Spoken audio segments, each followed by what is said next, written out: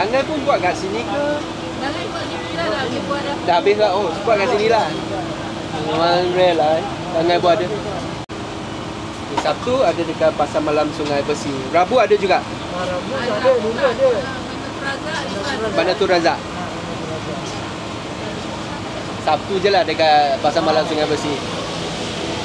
Rabu dekat Bandar Tun Razak. Selasa.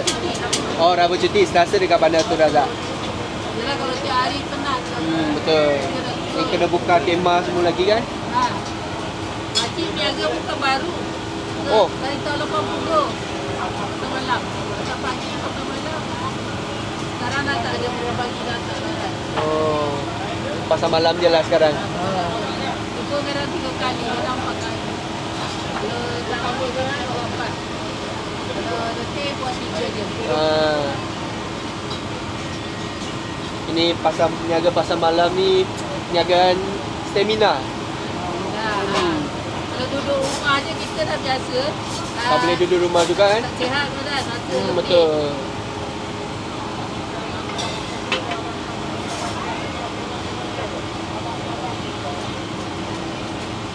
Duduk kat rumah pun tak sedap hati ya duduk ya.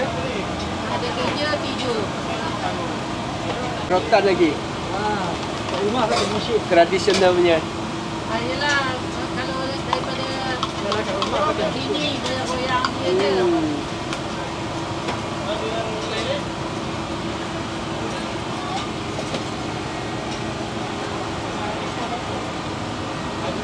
Kuih pukis ni jarang jumpa juga. Ha?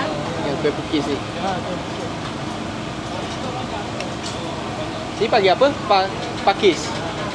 Ada yang putih, ada yang Kan? Ada cakap pukis, ada cakap pakis.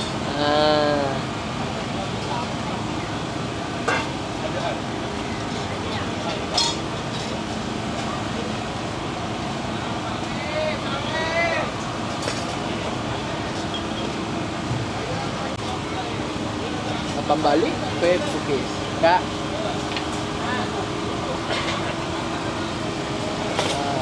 Panas.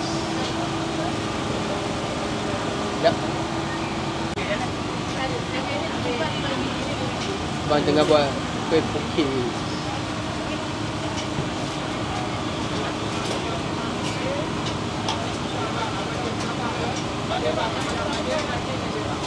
Pasar Malam Sungai Besi ada kuih pukis. Cik.